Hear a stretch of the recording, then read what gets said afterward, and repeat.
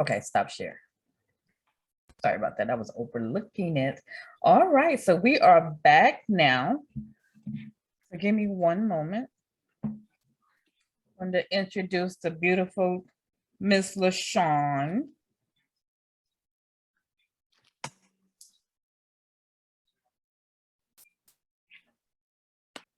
LaShawn White Fleming Bruce, aka Sean Speaks, is the managing member of the Fleming Bruce Law Firm, PLLC, and a certified brain and mindset trainer. She is also the creative director and chief blogger for freeyourthinkingmind.com and a contributing blogger for forbiddenknowledge.com and podcast host of Sean Speaks and co-host of Common Ground podcast. Her personal mission is to help people to use their beautiful brains to see with their own eyes, hear with their own ears, and act aligned with their own heart so that they can live their greatest dreams. She supports people in training their brains to flip and expand their thoughts to live their best life in the present moment, no matter the current circumstance. Please connect with her on Linktree at linktr.ee/Sean Speaks to You. Introducing Sean Speaks. Well, hello there, everybody. I am so glad to be here. Thank you so much, Rhonda. That was the whole panel so far has been amazing. And I think it was either as Trinae said, or I think Andrea said, it's like a tapestry, right? It all sort of fits all together and it's painting this beautiful picture. And so I'm going to add my part to the picture. I'm LaShawn Fleming Bruce. I go by Sean Speaks.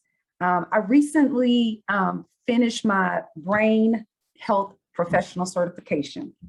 Now, I didn't seek this certification because I was looking for new credentials or to add new letters to my letters behind my name.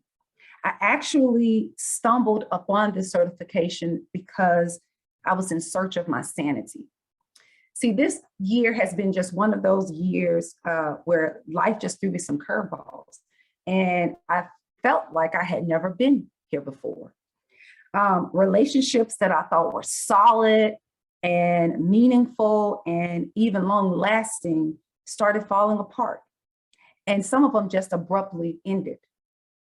And on top of that, the unhappiness that both me and my husband were having in our marriage was exposed and could no longer be denied.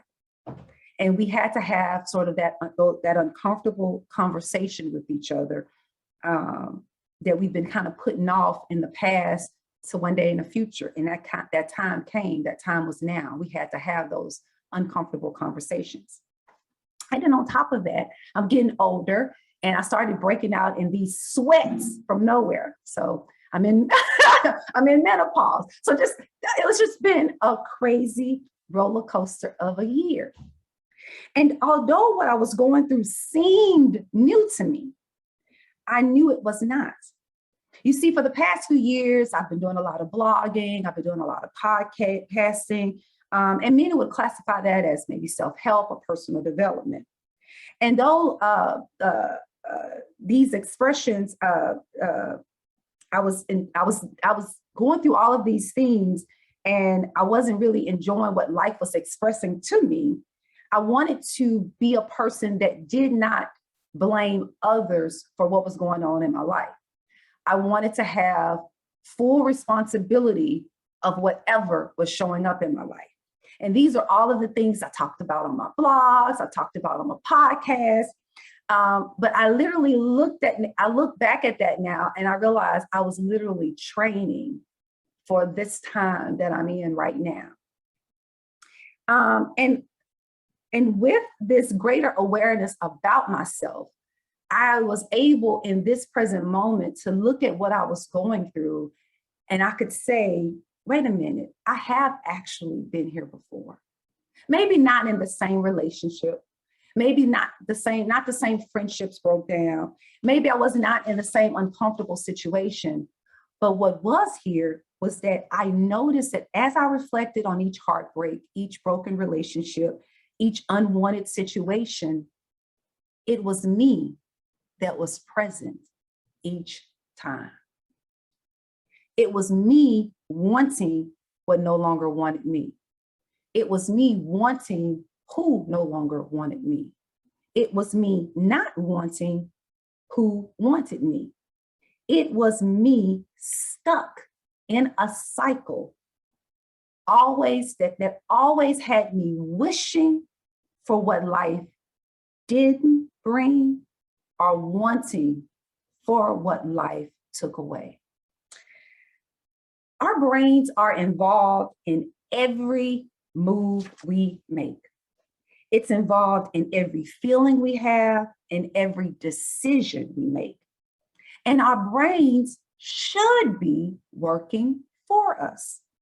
But yet, many of us find ourselves single when we want to be married, married when we want to be single, in an abusive relationship when we want to be in a loving relationship, or being used by friends when all we really want is true confidence. And despite these disappointments with life and with other people's decisions, we find ourselves sort of stuck, wanting what doesn't want us, wanting for that person to come back, wanting for that employer to hire us back, and wanting a past life that is no more. And every time we have a thought every time we have a thought, our brains reward us with a chemical release. And these chemicals are either feel-good chemicals, feel-bad chemicals, or feel indifference chemicals. Now, these thoughts that we have, these neurochemical thoughts, are neurotransmitters, as they're called. The most common ones, and I'm sure you've heard of them: serotonin, that's that related to mood and that calming neurotransmitter. Cortisol, that's stress, that's that when you have that stress. Dopamine, when you need that drive and motivation. Norepinephrine, that's when you need that energy and alert production. Oxytocin, trust, that feeling of love, joy. And endorphins, that's stress relievers. These are all chemicals that are released every time you have a thought.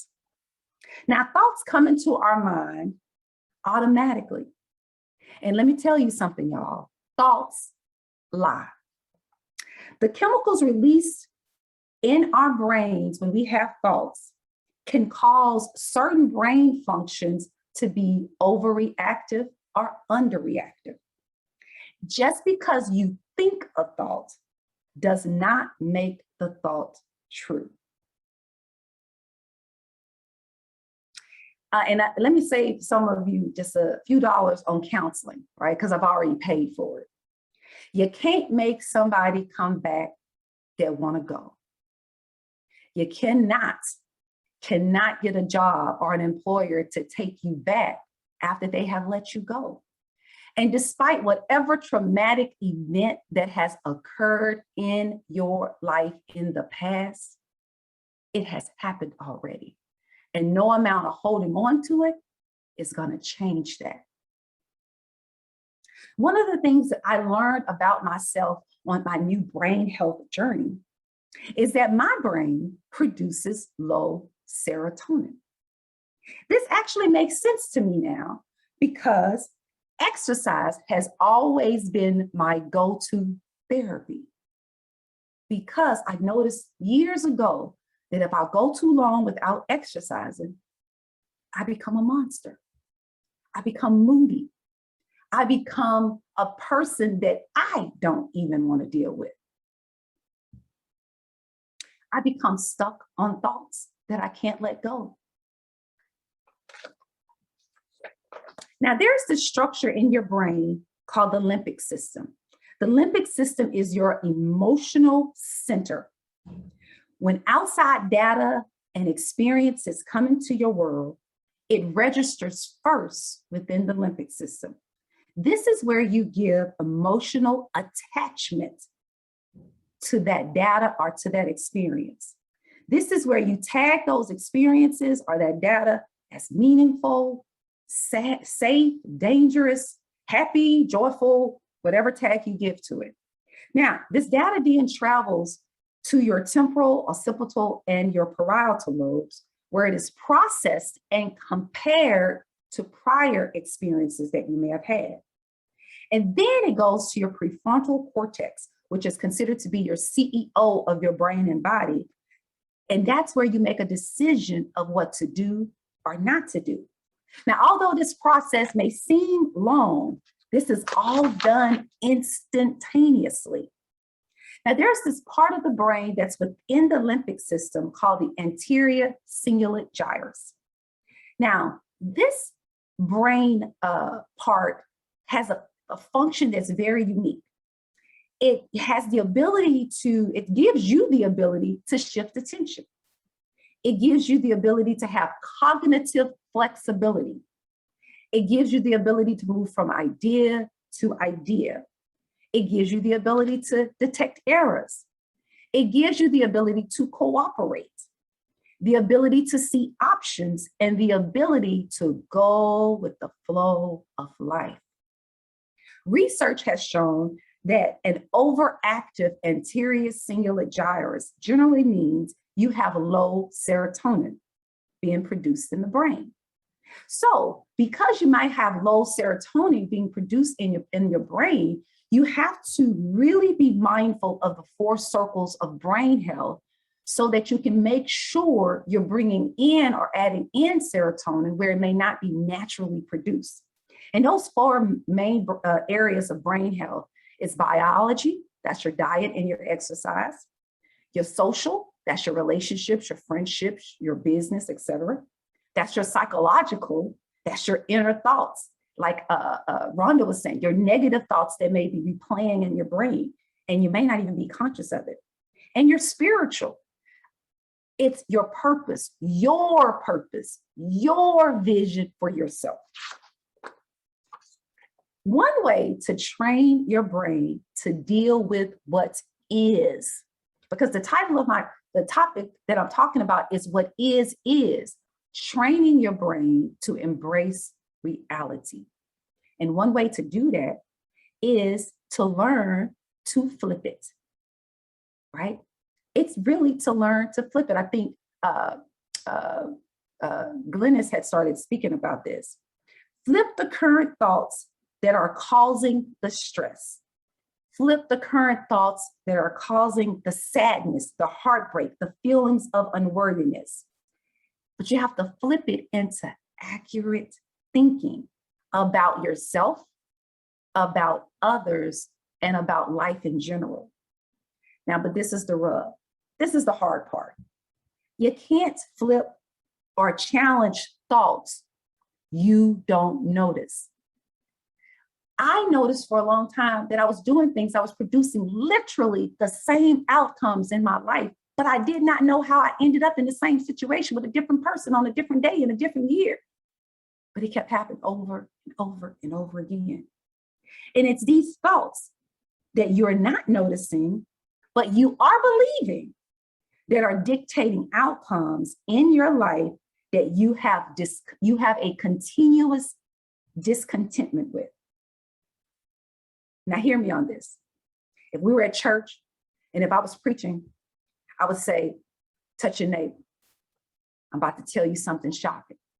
But we ain't at church, and I'm not a preacher, and I'm not going to ask you to touch your neighbor, but you might want to touch yourself with this. Hear me.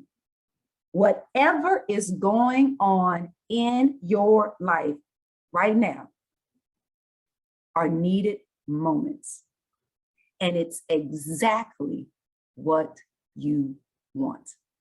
Now, I know you're saying, Sean Speaks, I don't believe you. And that ain't true, because there's a lot of things going on in my life right now that I don't want.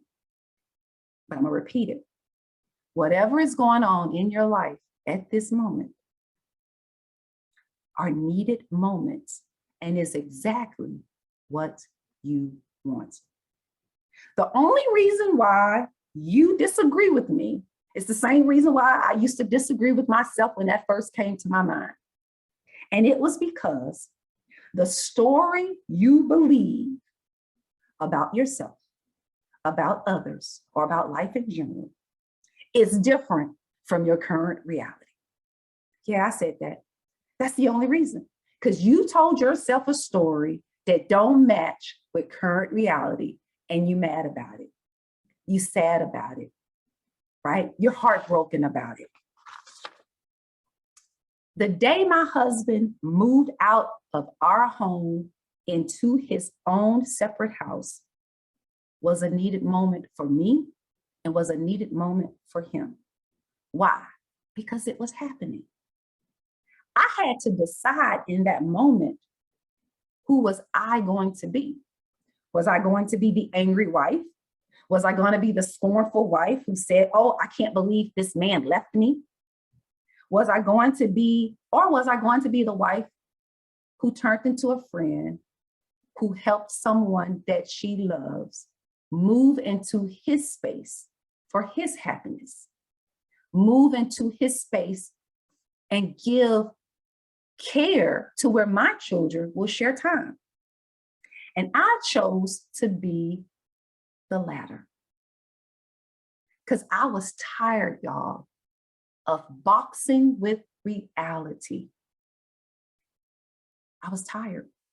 See, when we were married and living in the same house, I was always unhappy because he wasn't doing this, he wasn't doing that, he could improve on this, he could improve on that. So when he moved out, I had to be faced with this new reality. Why pretend in this new reality that I needed something, that I wanted something, or that I was angry about something, or that I was scorned, or that he did me wrong, when in actuality, it was what I needed. And what I needed more than anything was I needed to embrace what was going on. I needed to embrace what is. In that moment, I needed to have accurate thinking about what was happening in my life. Now, my initial thought, because I am, how we can be, I was like, I cannot believe this asshole is moving out on me and leaving me and the kids by ourselves. That was my initial thought. I thought he was wrong for it. I really did. And that, had I not gone through years of podcasting, reading, learning, teaching, exposing my own negative thoughts, I would have continued to feed that thought, which would have continued to feed the chemical, release that chemical that was going to make me moody, uncooperative, always saying no, not able to move past and go from see options about life.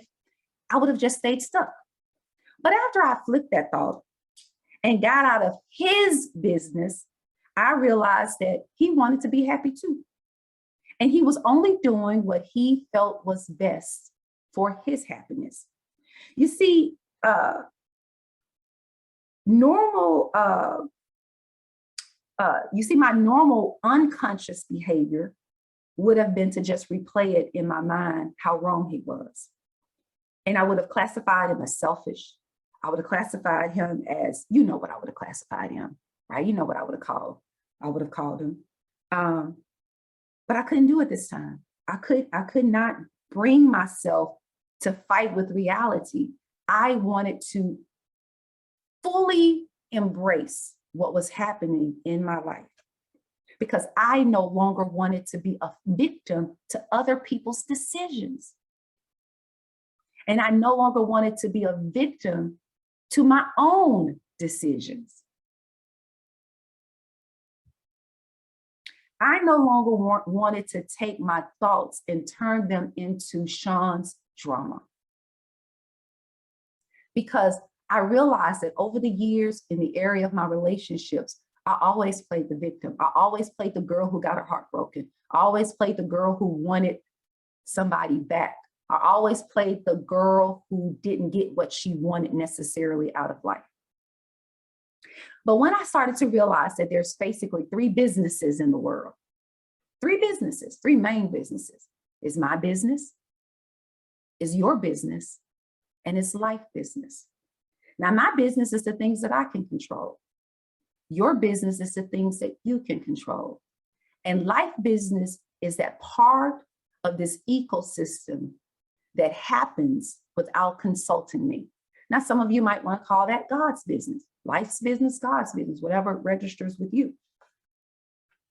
Every time I focus on thoughts without challenging them or expanding the thought or flipping it, like I like to call it, I am putting my nose in someone else's business.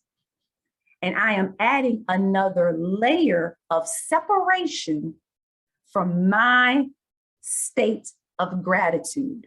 You see, I am gratitude in the flesh unless I believe a story that separates me from myself.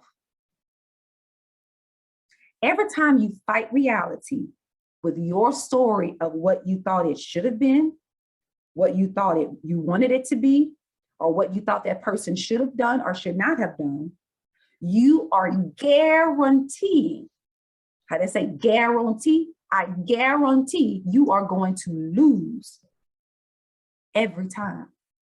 You're going to be in grief every time. You're going to be in frustration every time, and you are going to be in heartbreak every time. When you are willing to flip a thought, right, you begin to see one thought at a time, and it takes time, y'all. And I don't actually think you ever get done doing this until you're done.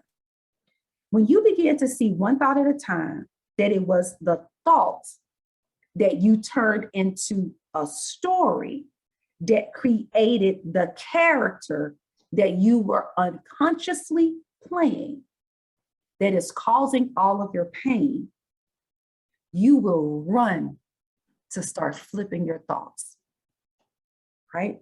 Because when you learn to flip the thoughts, you learn to flip fear into no fear. You learn to flip want into no want. You learn to flip heartbreak into an openness to love, disappointment into opportunity, hate into love. And this one right here, it's hard for some people to get it, but after you flip for a while, you understand.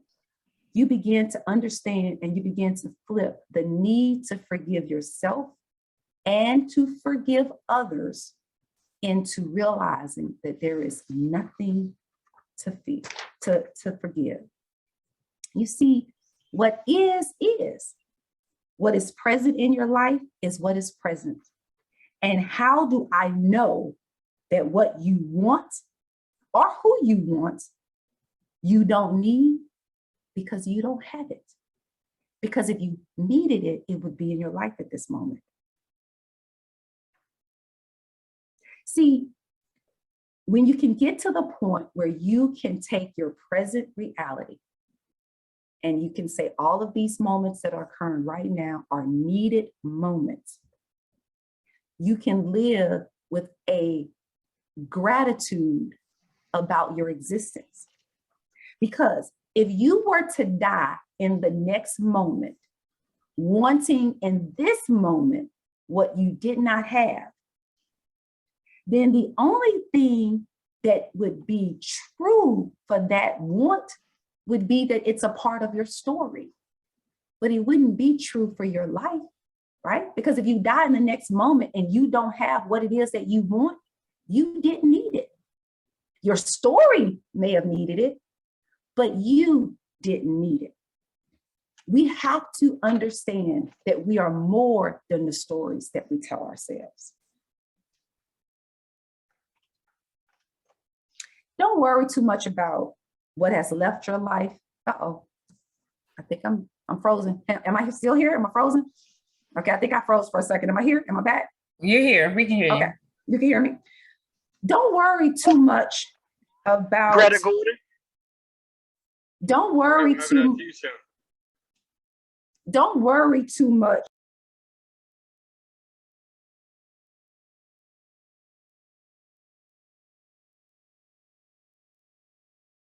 I muted myself. Don't worry too much about what has left your life. Don't worry too much about the things that you would like to happen in your life. The one thing I'm learning about life is that life has this way of shaking up your world and bringing in exactly what you want and taking out what needs to go. And life does it on life's schedule. What you have to do is get out of life's business and worry about and deal with what you can deal in your business. And so what I wanted to do, I just want to leave you with just this thought. I don't want you to keep fighting life, right? Wanting life to be different. I want you to embrace your life right now, no matter what is going on, as being needed moments and aligning with exactly what it is you want. Because if you start to do that, you start to flip those thoughts, then in this moment, you realize that you are training in this moment for this moment and seeding in this moment for the harvest of the moments thereafter. Now, one of the things that I'm offering, if you are watching this or if you catch on replay on Facebook, is that I am offering a 30-minute Flip It session with Sean Speaks. And I'm doing it for $50 for a limited time period. So if you are interested in learning how to flip your thoughts, right? Because when you start to do it unconsciously, right, then that's the key. Just like you were unconsciously having these negative thoughts that was driving your life, you're going to learn how to unconsciously have these, you're going to flip these negative thoughts into positive thoughts or neutral thoughts so that you can produce the life you want. Because I will say this as closing. When you can begin to really pay attention to your thoughts, your inner thoughts, right? Because you're now aware of your brain function. Your inner thoughts, because of optimal brain function, is going to help you make better decisions.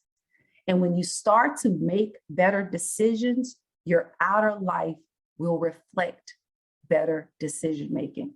And you can begin to live the life of your dreams right now. This is Sean Speaks. Ashe. Thank you very much, LaShawn. Okay, we are moving right on and we're going into Miss Kimberly Dabney.